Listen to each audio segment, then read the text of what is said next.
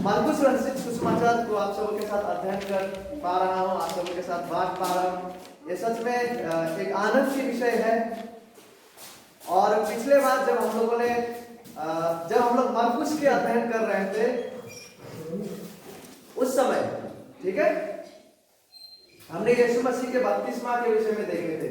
यदि आपको याद होगा, हमने यीशु मसीह के बपतिस्मा और यीशु मसीह के बपतिस्मा के उद्देश्य और महत्व के विषय में देखे थे।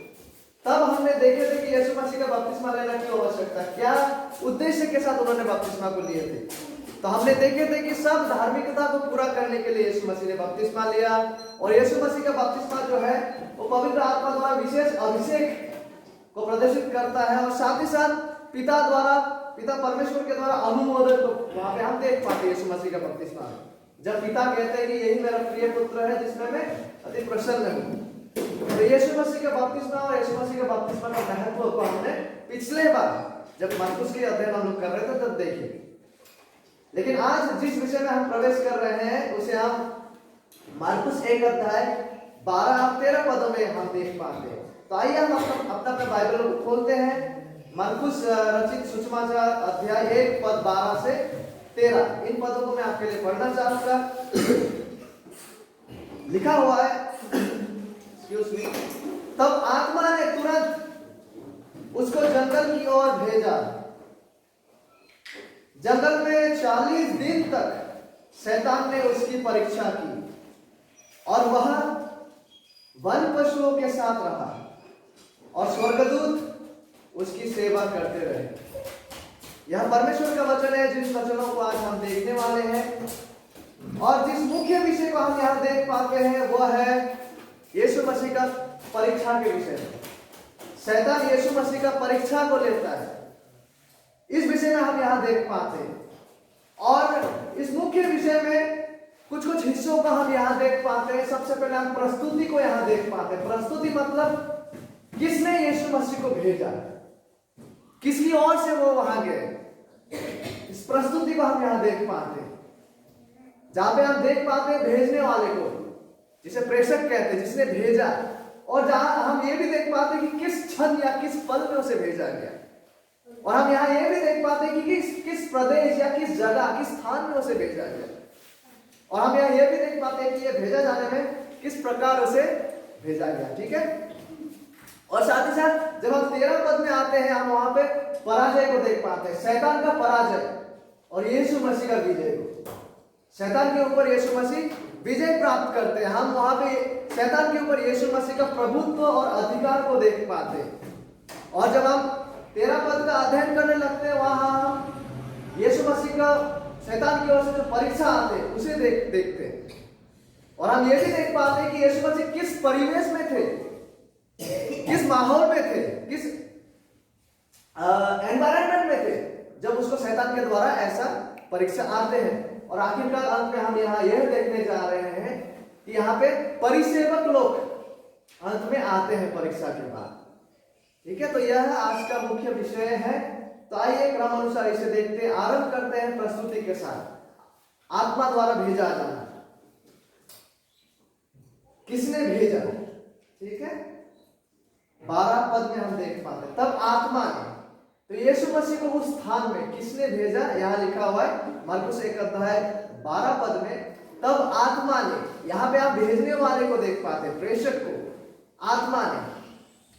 तो ये कौन सी आत्मा है, किस आत्मा की बात यहां किया जा रहा है, किस आत्मा ने यीशु मसीह को भेजा, यह किसकी आत्मा है। देखिए, यह कोई दुष्ट आत्मा नहीं है, यह कोई बुरी आत्मा नहीं है, यह कोई शैतान की आत्मा नहीं है। यह जिस आत्मा की बात यहां किया जा रहा है वह त्रिएक परमेश्वर की तीसरा व्यक्ति, जिसे आप पवित्र आत्मा के नाम से जानते हैं, उस आत्मा की बात किया जा रहा है। क्योंकि जब हम एक ही विषय को लूका में पढ़ने लगते हैं, लूका हमसे ऐसा कहता है अध्याय 4 में, फिर यीशु पवित्र आत्मा से भरा हुआ यरदन से लौटा और 40 दिन तक आत्मा के सिखाने से जंगल में फिरता रहा। तो किस आत्मा ने यीशु मसीह को उस ओर भेजा, परमेश्वर पवित्र आत्मा ने। परमेश्वर पवित्र आत्मा के चलने के द्वारा यीशु मसीह उस जगह में उस और जाते। तो भेजने वाला कौन है, स्वयं परमेश्वर पवित्र आत्मा। और किस पल में, किस क्षण में उसे भेजा जाता है।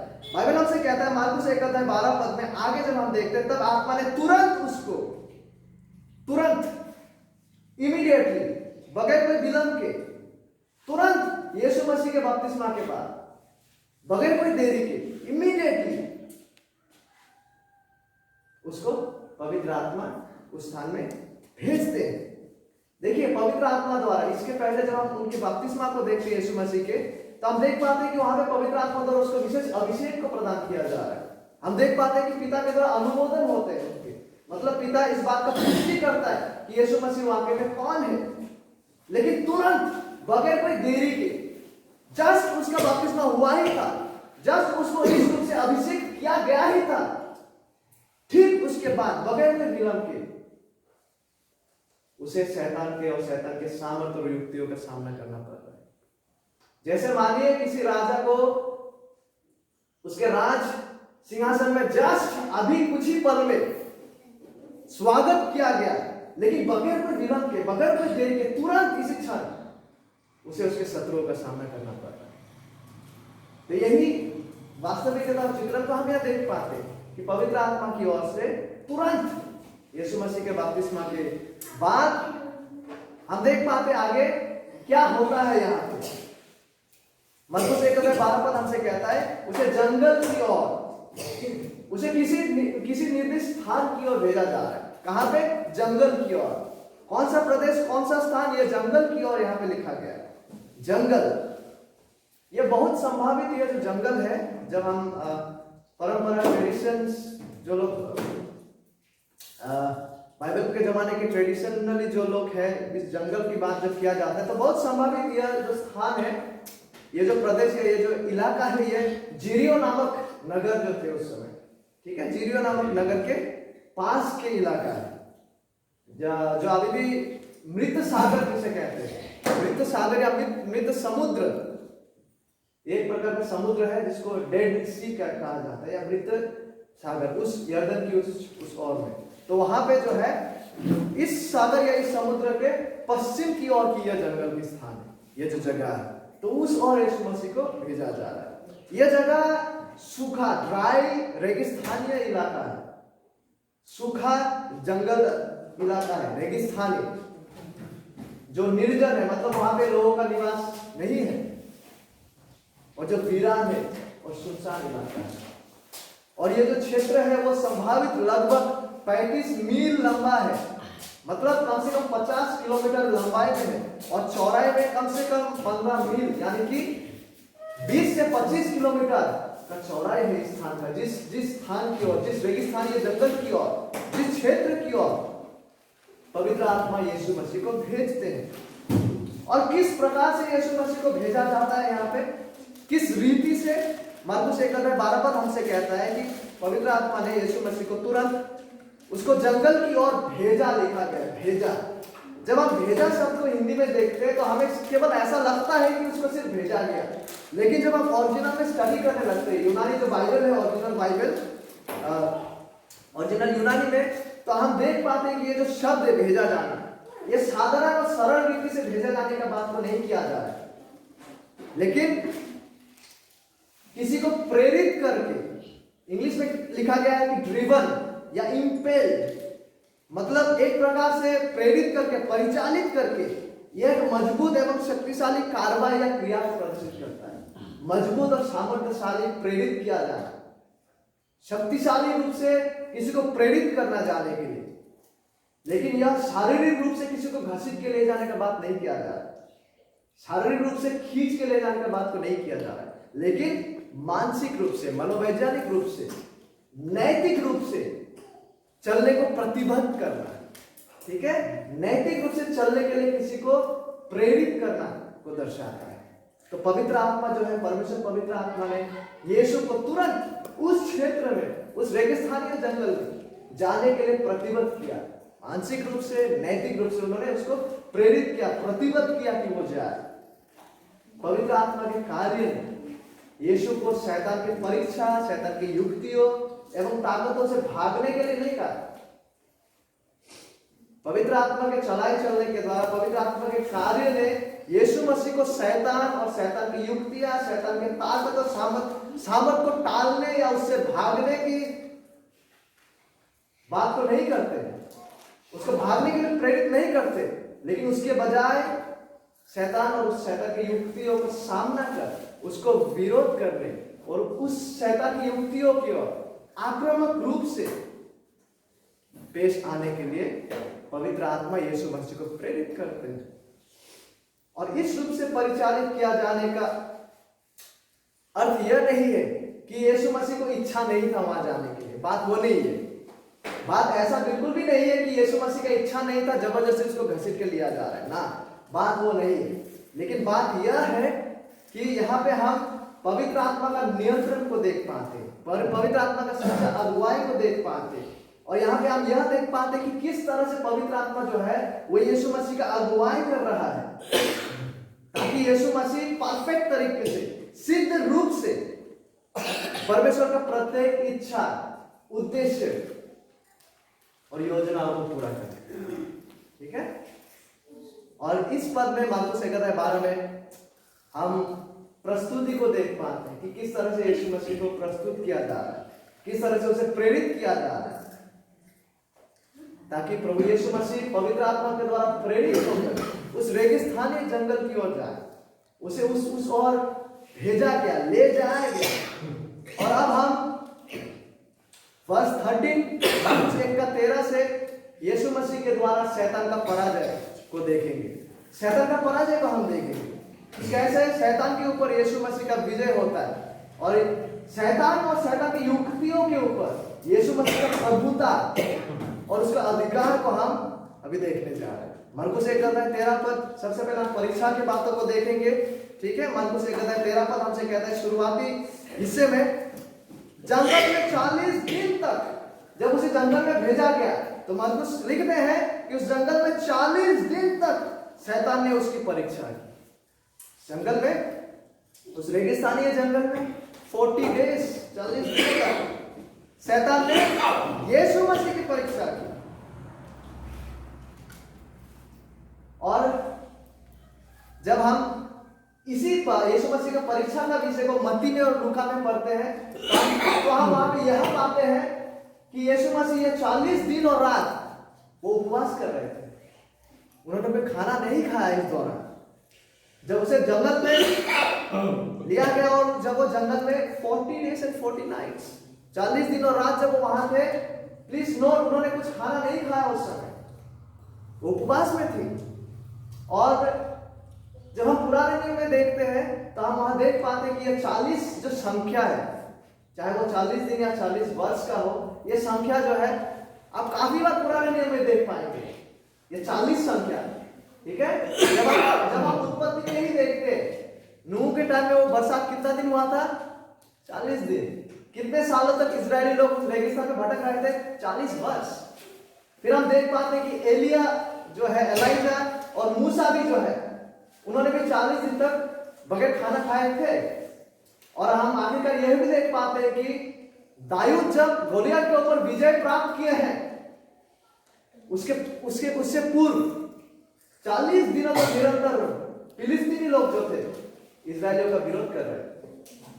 और यहां मरकुस 1:13 में यीशु मसीह उस रेगिस्तानी जंगल में 40 दिन और रात कुछ ना खाए, वहां पे वो पवित्र आत्मा के चलाए, पर वहां पे वो थे। इसका परिणाम को हम अंदाजा लगा सकते हैं कि शारीरिक रूप से यीशु मसीह कमजोर हो गया था, without food for so many days. He was, परमेश्वर होने के साथ साथ वो एक मनुष्य भी था, सिद्ध निष्पाप। तो एक मनुष्य के रूप में वो भूखा भी रहे होंगे इस समय, वो कमजोर हो गए होंगे इस समय शारीरिक रूप से। और ऐसे एक परिस्थिति, ऐसे एक माहौल, ऐसे एक समय में शैतान यीशु मसीह का विरोध करने लगता है, यीशु मसीह का परीक्षा को लेने वो आता है। और यीशु मसीह को ऐसा कमजोर स्थिति में शैतान और शैतान की युक्ति और सामर्थ का सामना करना पड़ रहा है।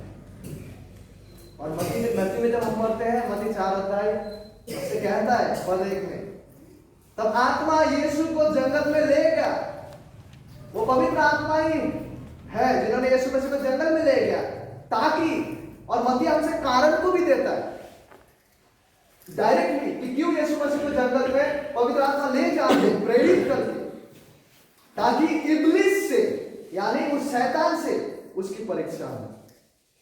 तो क्यों पवित्र आत्मा यीशु मसीह को उस रेगिस्तानी जंगल में ले जा रहा है? ताकि उसका इब्लिस के द्वारा, उस शैतान के द्वारा, ताकि यीशु मसीह का परीक्षा हो। तो देखिए, यह जो यीशु मसीह के साथ जो हो रहा था, उसका जंगल में भेजा जाना, उसको प्रेरित करके जंगल में ले दिया जाना, और वहां पे शैतान के द्वारा जो परीक्षा आना, हमें यह पता चलता है कि यह परमेश्वर के योजना के अनुसार घट रहा था। This was in the plan and purpose of God. क्योंकि यह जरूरी था कि यीशु स्वयं शैतान को सामना करे। यह जरूरी था कि यीशु स्वयं शैतान और शैतान के ताकत और शैतान की युक्तियों का सामना करे और उसे पराजित करे। और यहाँ पे जिस परीक्षा शब्द का उपयोग किया गया है मार्कुस 1:13 में, कि उसकी परीक्षा की, शैतान ने जो है यीशु मसीह की परीक्षा की, तो ये परीक्षा किया जाने का अर्थ जो है किसी को परीक्षा में डालना को दर्शाता है। ठीक है, किसी को परीक्षा में डालना, किसी का परीक्षा लेना, यानी किसी को जांचना और परखना, ताकि यह पता लगाया जा सके कि वो किस प्रकार का इंसान है, कि वो किस प्रकार का व्यक्ति है। परीक्षा लिया जाना या परीक्षा में डालना का मतलब है कि किसी को जांचना और परखना, किसी को परीक्षा में डालना, ताकि यह पता लगाया जा सके कि वो किस प्रकार का व्यक्ति है। और ये जो परीक्षा है, ये परीक्षा भले के लिए भी हो सकता है और बुरे के लिए भी। ये परीक्षा जो है, ये परीक्षा को भले के लिए भी लिया जा सकता है और बुरे के लिए भी। और परमेश्वर जो है, जब परमेश्वर किसी परीक्षा को होने देता है, वो भलाई के लिए होता है और ये बुराई के लिए भी होता है। लेकिन ये इस बात पे निर्भर करता है कि कौन उस परीक्षा को ले रहा है और किस उद्देश्य और इरादा के साथ इसे ले रहा है। और परमेश्वर जब ऐसा माहौल को होने देता है तो उसका युक्तियां भला के लिए होता है, लेकिन शैतान की ओर से जब ऐसा परीक्षाएं आते वो बुराई के लिए होता है, क्योंकि उसका इरादा और लक्ष्य बुरा है उस परीक्षा को करने। तो परीक्षा का अर्थ क्या है? किसी को परीक्षा में डालना, जांचना, परखना, ताकि यह पता लगाया जा सके कि वो कैसा व्यक्ति है। और ये परीक्षा जो है भले के लिए भी हो सकता है और बुरे के लिए भी। और ये इस बात पे निर्भर करता है कि कौन उस परीक्षा को ले रहा है और किस इरादा एवं अभिप्राय और उद्देश्य के साथ। और देखिए, यद्यपि पवित्र आत्मा के चलाए चलने के द्वारा, पवित्र आत्मा के द्वारा प्रेरित होकर यीशु मसीह को परीक्षा के लिए उस रेगिस्तान, उस जंगल में भेजा गया, लेकिन हमें यह जानना है, हमें यह हमारे हृदय और दिमाग में यह बात स्पष्ट हो जाना है कि परमेश्वर जो है वो किसी का प्रलोभन परीक्षा नहीं लेते। यद्यपि पवित्र आत्मा के द्वारा चलाए चलने के द्वारा यीशु मसीह परमेश्वर का योजना के अनुसार शैतान के द्वारा परीक्षा में डाला जाने के लिए उस जंगल में ले जाया गया। Yes, it was according to God's plan and purposes. ये परमेश्वर का योजना और इच्छा के अनुसार ही था और पवित्र आत्मा के चलाए चलने के द्वारा। लेकिन उसके बावजूद हमें यह जानना है कि परमेश्वर किसी का प्रलोभन नहीं करता, परमेश्वर किसी को प्रलोभित नहीं करता और किसी का परीक्षा नहीं लेता। जब हम याकूब में पढ़ने लगते हैं, प्लीज टर्न विद मी, याकूब का पत्री 1:13 हम वहां पे देख पाते, इब्रानी के बाद याकूब का पत्री आते हैं। याकूब 1:13 में देखिए लिखा हुआ है, जब किसी की परीक्षा हो तो वो यह ना कहे कि मेरी परीक्षा परमेश्वर की ओर से होती है, क्योंकि ना तो बुरी बातों से परमेश्वर की परीक्षा हो सकती है और ना वो किसी की परीक्षा आप करता है। क्या हम देख पा रहे हैं? यद्यपि यीशु मसीह को पवित्र आत्मा के चलाए उस जंगल में परीक्षा, ताकि शैतान की ओर से आए, इसलिए उसे ले जाया गया। उसके बाद हमें यह जानना है कि परमेश्वर किसी का परीक्षा नहीं लेता है। परमेश्वर ने यीशु का परीक्षा को होने दिया, लेकिन अच्छे इरादा के साथ, अच्छा अभिप्राय और उद्देश्य के साथ, ताकि इस परीक्षा में यीशु के विजय के द्वारा, जो यीशु जो विजय को प्राप्त करने जा रहा है, ताकि इस परीक्षा में यीशु के विजय के द्वारा यह प्रदर्शित और प्रमाणित हो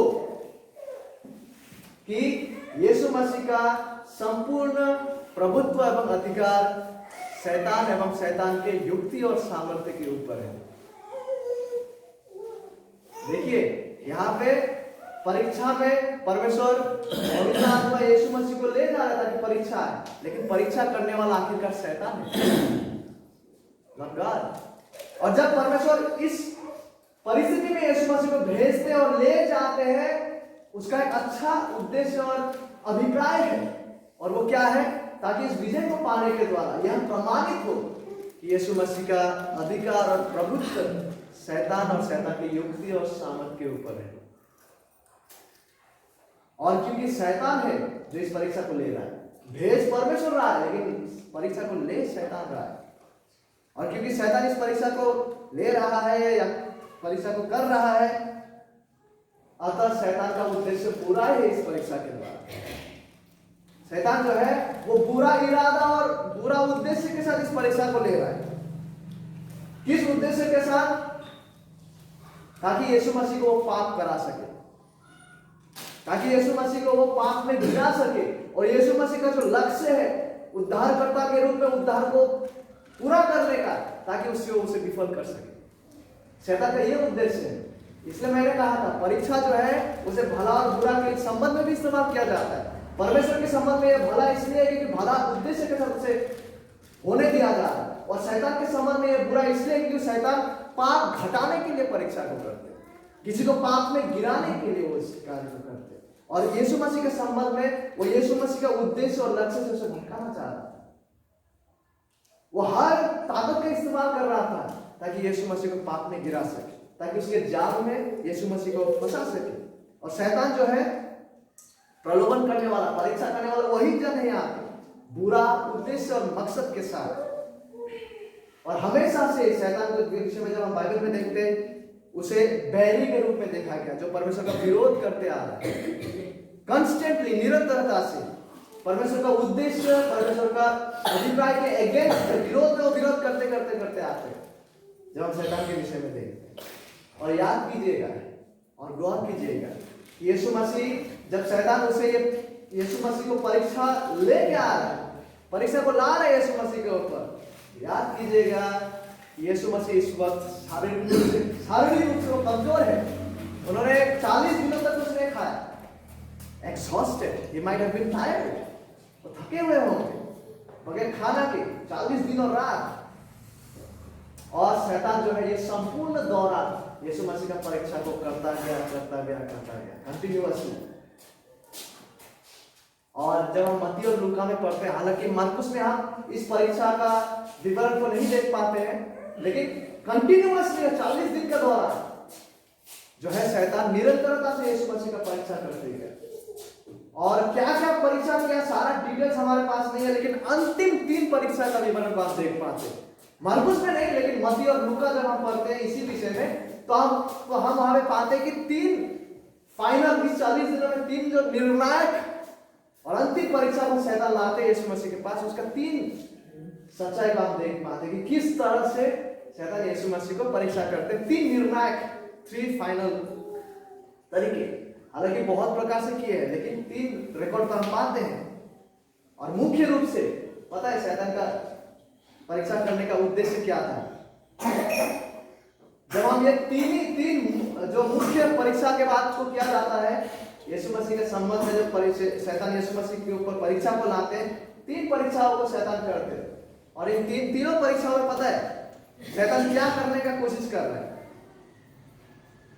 हर जगह शैतान यीशु मसीह को उसका मानवता को इनकार करने के लिए जोर दे रहा है, ताकि यीशु मसीह जो है, यीशु मसीह अपना ईश्वरीय ताकत का इस्तेमाल करे, उपयोग करे और अपना मानवता को नकारे, ताकि यीशु मसीह जो है उसका ईश्वरीय सामर्थ्य को उपयोग करे और पत्थर को रोटी बना के खाए। लेकिन यीशु मसीह उसका प्रतिरोध करते, विरोध करते। और हम यह भी देख पाते हैं कि शैतान उसे मंदिर के किनारे में, ठीक है, कमरे पर खड़ा करता है और उसे कहता है कि यहां से छलांग मारो, दूत आएंगे तुम्हें पकड़ लेंगे, लिखा हुआ ऐसा बात है। लेकिन यीशु मसीह इस बार भी इनकार करता है, वो शैतान का जाल में नहीं पड़ते। और हम ये भी देख पाते इन 3 परीक्षाओं में। और एक परीक्षा यह है, तीसरा, शैतान यीशु मसीह को जगत का सारा जो राज्य और वैभव है उसको दिखाकर उसे कहते हैं ये सब मेरा है, मुझे मेरे सामने घुटना टेको और मुझे पूजा करो, आराधना करो, प्रणाम करो, ये सब मैं तुम्हें दे दूंगा। लेकिन प्रभु यीशु मसीह उस वक्त भी शैतान का खंडन करता है, विरोध करता है, प्रतिरोध करता है। लगातार शैतान ने यीशु को इस परीक्षा में डाला कि यीशु मसीह उसका जो मिशन है ईश्वर मनुष्य के रूप में, not just God but God man, उस मिशन, उस लक्ष्य को था कि यीशु मसीह तिरस्कार करे। इसी कोशिश को किया शैतान। निरंतरता से शैतान यीशु मसीह को इस परीक्षा में डाल रहा था कि यीशु मसीह जो है उसका मानवता को इनकार नहीं।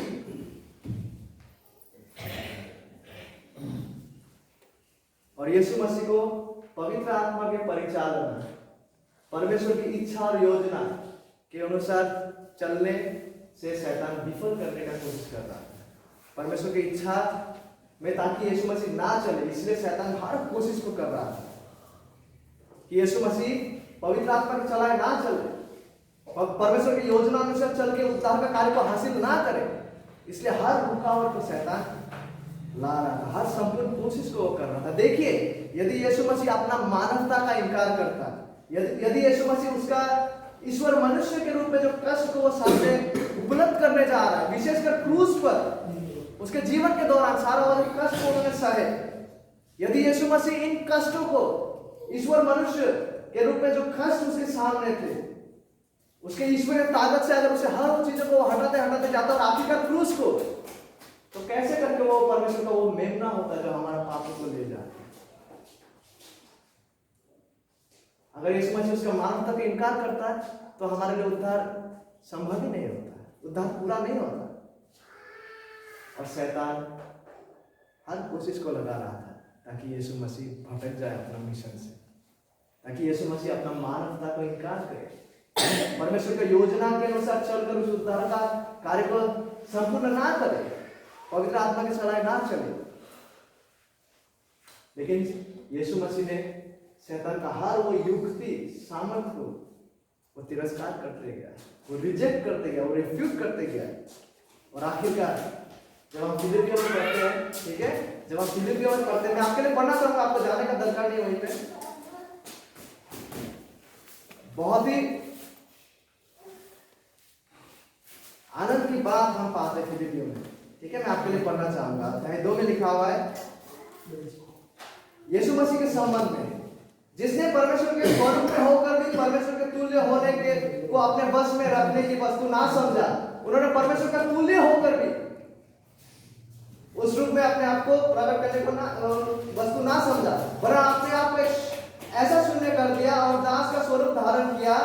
यद्यपि वो जब मनुष्य था, वो ईश्वर मनुष्य था, लेकिन उन्होंने पवित्र आत्मा का चला, परमेश्वर के ऊपर निर्भरशील होकर उन्होंने जीवन जी। और 8वां कदम से क्या आता है फिलिपियों 2 में है, और मनुष्य के रूप में प्रकट होकर अपने आप को दीन किया और यहां तक आज्ञाकारी रहा कि मृत्यु, हाँ क्रूस की मृत्यु भी उन्होंने सह ली। तो शैतान हर वो रुकावट को डाल रहा था ताकि यीशु मसीह जो है उसका ईश्वरत्व को प्रकट करे और मानवता का तिरस्कार करे।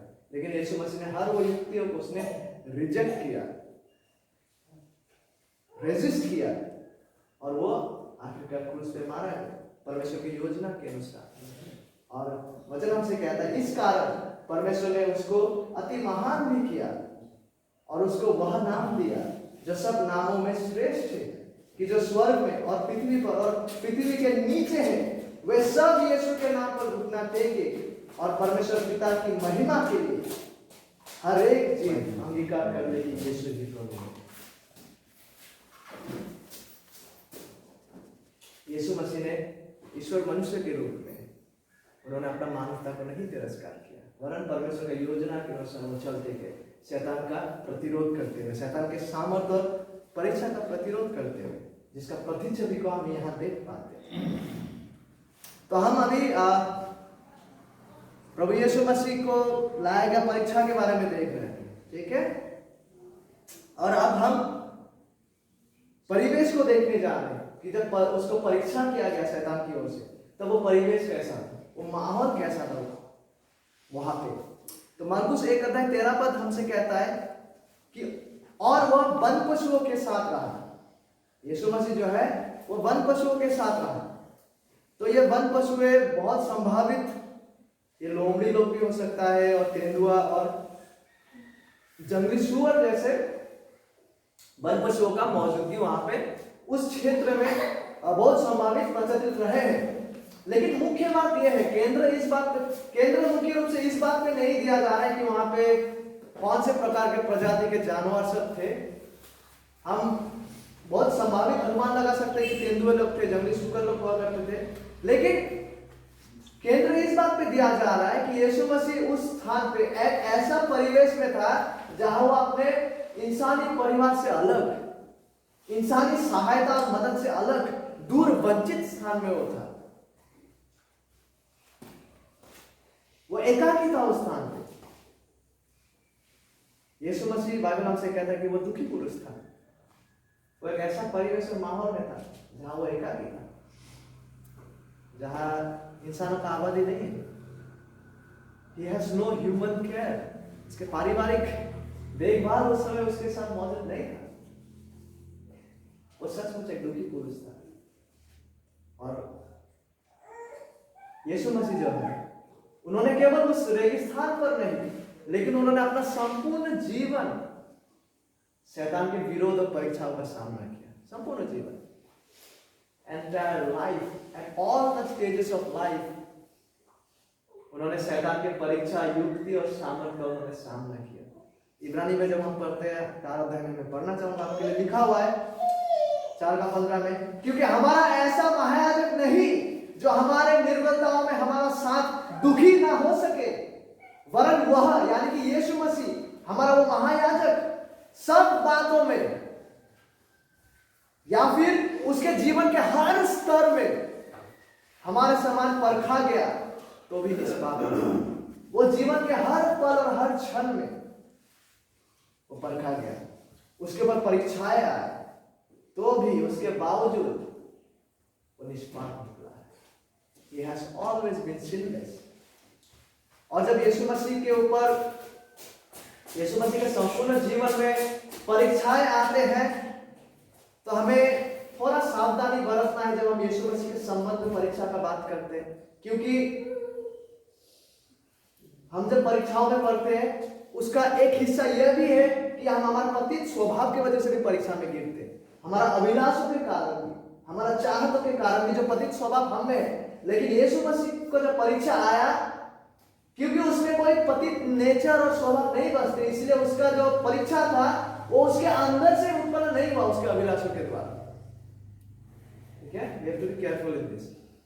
उसको हर प्रकार का परीक्षा आया, लेकिन वो परीक्षाएं जो थे उसके स्वभाव की वजह से नहीं थे, क्योंकि उसमें तो कुछ पतित स्वभाव था ही नहीं, पतित चरित्र था ही नहीं, तो उसके अंदर से ये परीक्षाएं नहीं आए, वरन उसके संबंध में जितने भी सारे परीक्षाएं आए वो सारे उसके बाहर की ओर से आए, शैतान की युक्तियों से, शैतान के सामर्थ से और पतित मनुष्य की ओर से, सैटानिक सिस्टम से उसके ऊपर सारे परीक्षा आया।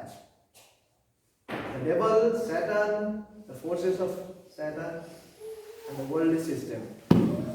लेकिन यीशु मसीह जब उस जंगल में था, पवित्र आत्मा के द्वारा परिचालित होकर उस रेगिस्तानी जंगल में, उस परिवेश में जहां पे वन पशु लोग थे, जहां पे वो एकाकी थे, वो एक ऐसा समय था, वो एक ऐसा स्थान था, वो एक ऐसा परीक्षा था जहां वाकई में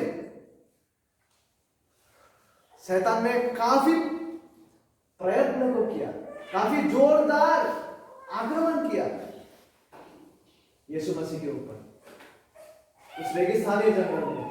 जो परीक्षाएं शैतान ने लाए इस दौरान, जिसका आज हम अध्ययन कर रहे थे, इस दौरान जो परीक्षा यीशु मसीह के जीवन में आते हैं, सच में ये परीक्षाओं को शैतान बहुत आक्रामक रूप से यीशु मसीह के ऊपर लाते हैं, ताकि शैतान यीशु मसीह को डिस्क्वालीफाई कर सके उद्धारकर्ता के रूप में, ताकि शैतान जो है यीशु मसीह को विफल कर सके उद्धारकर्ता के रूप में।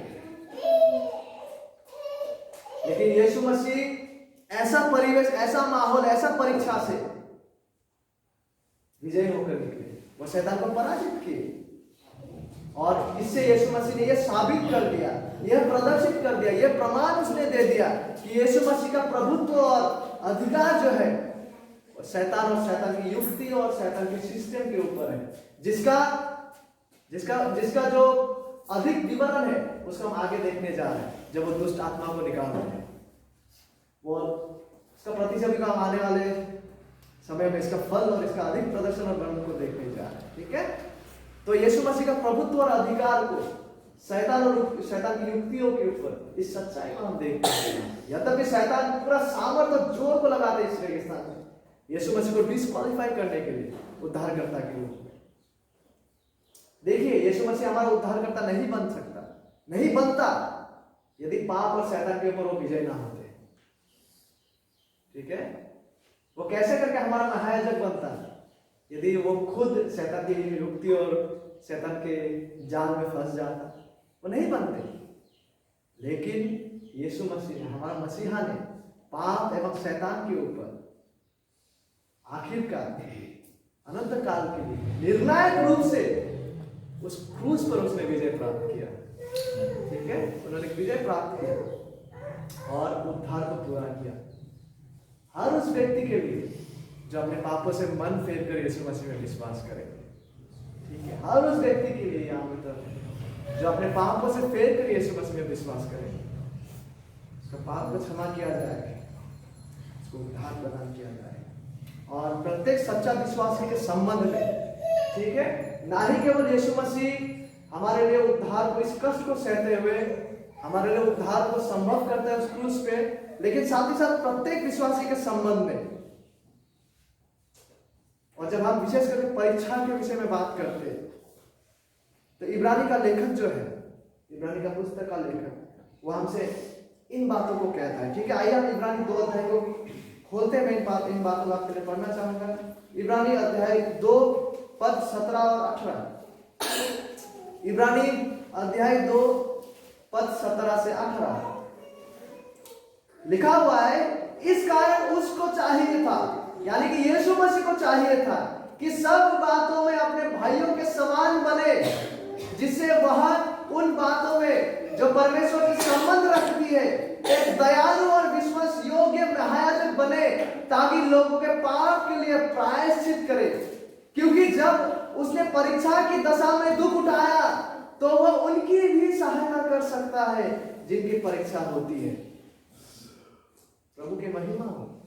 यीशु मसीह ने स्वयं दुख को उठाया, वो हमारे लिए क्रूस पे मारा गया, प्रायश्चित ठहरा, उद्धार को संभव किया।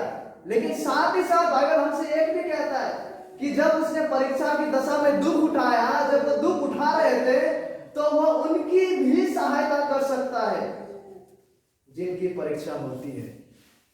यीशु मसीह ने स्वयं उन दुखों को उठाया और बाइबल हमसे यह आश्वासन को देता है, यीशु मसीह जो है वो उनकी भी सहायता कर सकता है, क्योंकि उन्होंने स्वयं परीक्षाओं को झेला, उन्होंने स्वयं उस दुख को उठाया, उन्होंने स्वयं उस परीक्षाओं का सामना किया। अतः यीशु मसीह जो है वो उनकी भी, प्रत्येक उन विश्वासियों की भी सहायता कर सकता है जिनकी परीक्षा होती है, जिनके जीवन में शैतान के द्वारा ताड़नाएं आते हैं, जिनके जीवन में शैतान की युक्तियों के द्वारा परीक्षाएं आते हैं। तो इसलिए प्रिय विश्वासी, डियर क्रिश्चियन, आप कहेंगे कि आपके जीवन में परीक्षाएं आते हैं, आप कहेंगे कि आपके जीवन में कठिन परीक्षाएं और दुख आते हैं जो परीक्षा से संबंध रखते हैं। वचन, परमेश्वर का वचन आपको यह उत्साह प्रदान करता है, यीशु मसीह जो है उन्होंने वो दुख को उठाया ताकि वो हर उस व्यक्ति, हर उस विश्वासी को सहायता कर सके जिसकी परीक्षा होती है। आज आप यीशु मसीह के पास आए, उनकी ओर से आता सहायता की ओर भरोसा करें, उनके अनुग्रह पर निर्भरशील हो। यदि आप आज शैतान की और शैतान की युक्तियों की परीक्षा में पड़े हुए दुख को उठा रहे हैं, तो यीशु मसीह की ओर ताके और उनके द्वारा आता सहायता की अपेक्षा करें, कामना करें, उनकी अनुग्रह, उनकी दया के ऊपर निर्भरशील हो। और साथ ही साथ यह भी जाने जो पौलुस कहता है पहला कोरिन्थियों में, पौलुस कहता है अध्याय 10 में, तुम किसी ऐसी परीक्षा में नहीं पड़े जो मनुष्य के सहने से बाहर है, परमेश्वर सच्चा है और वो तुम्हें सामर्थ से बाहर परीक्षा में ना करने देगा, वरन परीक्षा के साथ निकास भी करेगा कि तुम सह सको। तो आप कहेंगे कि मैं परीक्षा में पढ़ा हूं, मेरे पास इस प्रकार से परीक्षा के द्वारा आता दुख, तकलीफें, कष्ट है। वचनों के आधार पर प्रिय विश्वासी, मैं आपको आमंत्रित करना चाहूंगा, प्रोत्साहित करना चाहूंगा, कम टू जीसस, यीशु मसीह के पास आए, जिन्होंने आपसे पहले इससे भी बड़ा परीक्षाओं का सामना किया। उसी की ओर से हमारा सहायता है ताकि हम उस परीक्षाओं में भी परमेश्वर में विश्वसनीय बने रह सके। वो हमें सहायता और सामर्थ प्रदान करते हैं ताकि हम उस परीक्षा को सह सके। तो आज हमने मार्कुस से यीशु मसीह के परीक्षा के विषय में देखे और देख रहे हैं, जहां पे हमने प्रस्तुति को देखा कि किसकी ओर से यीशु मसीह को भेजा गया, कहां भेजा गया, कि किस तरह से पवित्र आत्मा ने यीशु मसीह को प्रेरित किया उस रेगिस्तानी जंगल में जाने के लिए। और हमने साथ ही साथ यह भी देखा कि वहां पे यीशु मसीह का परीक्षा होता है और कैसे यीशु मसीह शैतान का परिचय करता है, शैतान के ऊपर विजय प्राप्त करता है और आखिरकार ये शैतान के ऊपर उसके प्रभुत्व और अधिकार को प्रदर्शित करते हैं। और हमने साथ ही साथ यह भी देखा कि वो कैसा माहौल था जहां पे यीशु मसीह को परीक्षा किया जा रहा है। और अभी आखिरकार हम देखेंगे कि परिसेवक यीशु मसीह को सेवा करने को आते हैं आखिरकार। ठीक है, मरकुस 1:13 की और अंत में आप देखिएगा यीशु मसीह का सेवा करने परिसेवक लोग आते हैं। लिखा हुआ है और स्वर्गदूत उसकी सेवा करते रहे, और स्वर्गदूत उसकी सेवा करते रहे। आखिरकार परिसेवक लोग आते हैं और यीशु मसीह की सेवा करने लगते हैं। और कौन है परिसेवक लोग? बाइबल हमसे कहता है कि और स्वर्गदूत उसके परीक्षा के अंत में स्वर्गदूत आते हैं और उसकी सेवा करते हैं, सेवा करने लगते हैं। जब यीशु मसीह ने शैतान और शैतान के सामर्थ, शैतान के निरंतरता से आता हुआ विरोध और परीक्षा, इन 40 दिनों के दौरान यीशु मसीह ने जब उसका सामना किया, उसका विरोध किया, उसको विजय लाभ किए, तो तुरंत उसके पश्चात हम देख पाते हैं कि स्वर्गदूत यीशु मसीह के वहां पर उपस्थित होते हैं और उनकी सेवा करने लगते हैं। तो ये जब स्वर्गदूत उनका सेवा करने लगते हैं, ये बहुत ही संभावित, ये किस प्रकार का सेवा है? ये सेवा जो है, शब्द जो है, ये यीशु मसीह को आहार प्रदान करने का बात को कर रहा है, प्रोवाइडिंग फूड, आहार प्रदान करने का बात को कर रहा है, भोजन प्रदान करने का बात को यहाँ पे किया जा रहा है। भोजन प्रदान करने के द्वारा यीशु मसीह का सेवा करना, और केवल उतना ही नहीं, लेकिन साथ ही साथ स्वयं स्वर्गदूत अपना उपस्थिति को वहां जाया करें। Where Jesus was alone, अभी स्वर्गदूत उसके पास आते हैं, उसका उपस्थिति को यीशु मसीह को देखते हैं परमेश्वर की ओर से, जो इस बात का जो इस सच्चाई का भी पुष्टि करता है। कौन सा सच्चाई का? स्वर्गदूत का इस तरह से आना और यीशु मसीह को सेवा करने लगना, एक पता है किस सच्चाई का भी चित्रण को देता है। ये इस बात का भी चित्रण और प्रमाण को देता है कि पिता परमेश्वर जो है, क्योंकि परमेश्वर की ओर से ये दूत आया, परमेश्वर जो है वो जैसे अपने पुत्र के साथ बपतिस्मा के समय प्रसन्न थे, इस दौरान भी वो उनके साथ प्रसन्न है और हमेशा से ही रहे। That's why यहाँ पे स्वर्गदूत लोग आते हैं परिसेवक के रूप में परमेश्वर की ओर से यीशु मसीह का सेवा वो लोग करने लगते हैं। तो इन सब बातों को मद्देनजर रखते हुए, ठीक है, हमने आज यीशु मसीह की परीक्षा की बातों को देखा। इन सब बातों को मद्देनजर रखते हुए दो बुनियादी बातों को कहकर मैं आज समाप्त करना चाहूंगा। दो मुख्य और बुनियादी बातें, जिन बातों की ओर कान लगाकर हम अपने जीवनों को जांचें। ठीक है, टू वेरी इंपॉर्टेंट थिंग्स। इन सारे बातों को ध्यान में रखते हुए किस तरह से यीशु मसीह की परीक्षा होता है, किस तरह से वो विजय को पाते हैं, किस माहौल में, इन सारे बातों को मद्देनजर रखते हुए दो मुख्य सोचने वाली बात और विचार करने वाली बात, जांचने वाली बात मैं आप सबों के सामने रखना चाहूंगा। उनमें से सबसे पहला यह है कि सच्चा रीति से, ठीक है, बाइबल के अनुसार सच्चा रीति से यीशु मसीह का अनुसरण करना या यीशु मसीह का पीछे चलना, सच्चा रीति से यीशु मसीह का पीछे चलना आसान नहीं होने जा रहा है। It's not going to be easy. Paulus कहते हैं कि बड़ी क्लेश से हमें स्वर्ग राज्य में प्रवेश करना पड़ेगा प्रेरितों के कार्य में। तो टू फॉलो जीसस, यीशु मसीह के अनुसरण करना सच्चा रीति से बाइबल के अनुसार यह आसान नहीं होने जा रहा है। यीशु मसीह का सच्चा शिष्य बनना मुफ्त है, यस इट इज फ्री, यह परमेश्वर का अनुग्रह से है।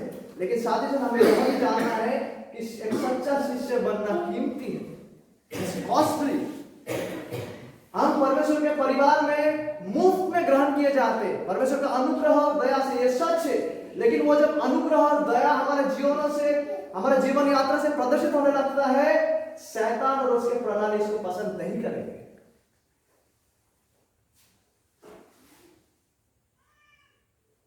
शैतान इसका वेलकम नहीं करेंगे। एक आत्मिक लड़ाई और संघर्ष से आपको होकर गुजरना पड़ेगा।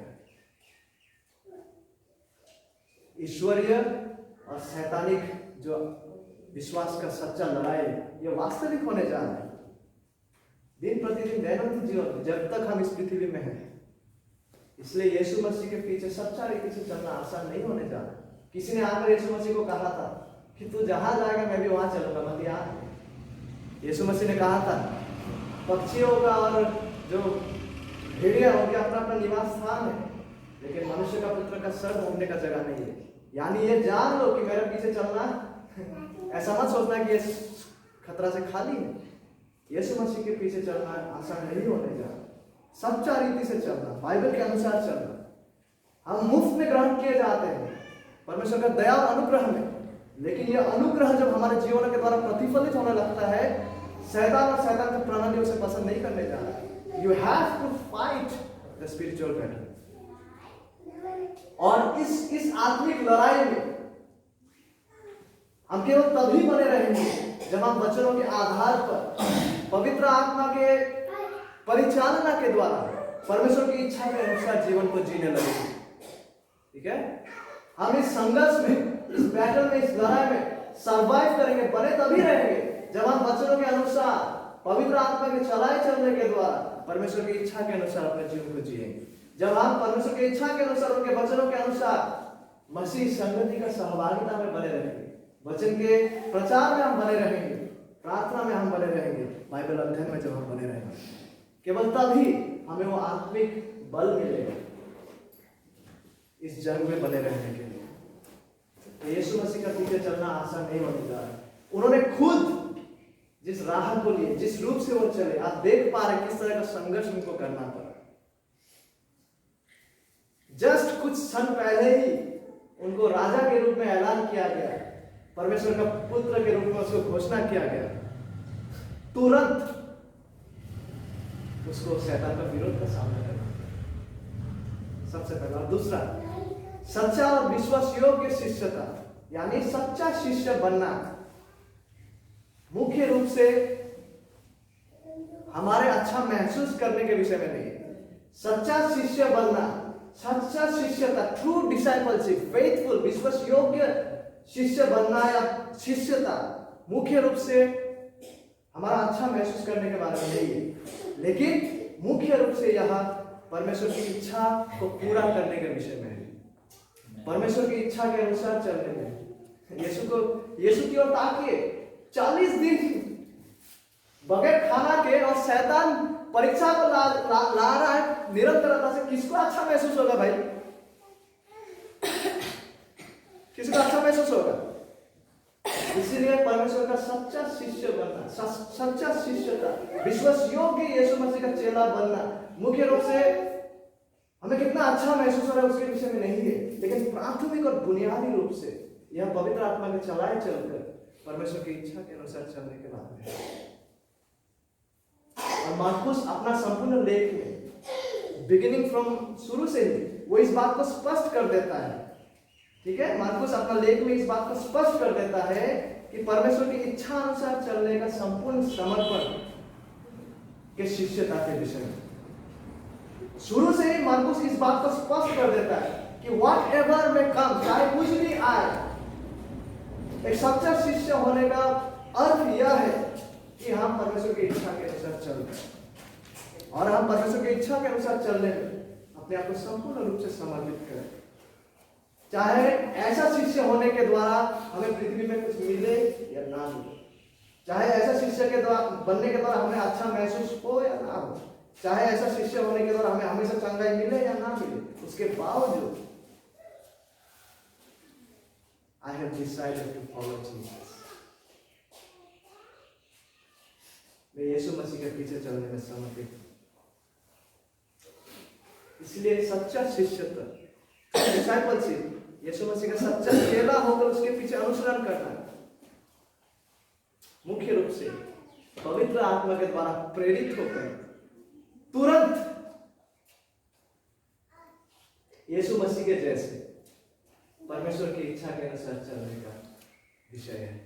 ठीक है, ट्रू डिसाइपलशिप, सच्चा शिष्य होना, विश्वास योग्य शिष्य होना, मुख्य रूप से तुरंत, इमीडिएटली, बगैर कोई विलंब के, गंभीरता से लेकर इन विषयों को पवित्र आत्मा के द्वारा चलाए चलकर, पवित्र आत्मा के द्वारा प्रेरित होकर परमेश्वर की इच्छा जो उसके वचन में प्रकाशित है, मुख्य रूप से हमारे लिए उस अनुसार चलने के विषय में है। यीशु मसीह का पीछे चलना आसान नहीं होने जा रहा है। उसके परिवार में हम मुफ्त से ग्रहण किए जाते हैं, लेकिन जब उसका अनुग्रह हमारे जीवन से प्रतिफलित होने लगते हैं, शैतान उसको पसंद नहीं करेगा। आपको वो जंग लड़ना है। इसलिए पौलुस कहता है कि मैंने विश्वास का वो लड़ाई को लड़ ली। दिस इज द रियलिटी, ये वास्तविक है जब हम यीशु के पीछे चलने लगे।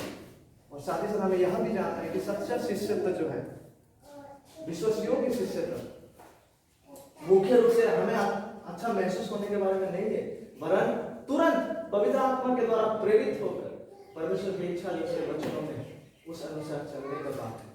चाहे इससे हमें संसार में बड़ा धन मिले या ना मिले, चाहे इससे हमें संसार में महान शारीरिक सुरक्षा मिले या ना मिले, चाहे इससे हमें इस संसार में सारा आराम सुख सुविधा मिले या ना मिले, या हासिल हो या ना हो, उसके बावजूद तुरंत पवित्र आत्मा के द्वारा प्रेरित होकर, उसके वचनों के आधार पर परिचालित होकर परमेश्वर के पीछे उसकी इच्छा के अनुसार चलने का यह सच्चाई है।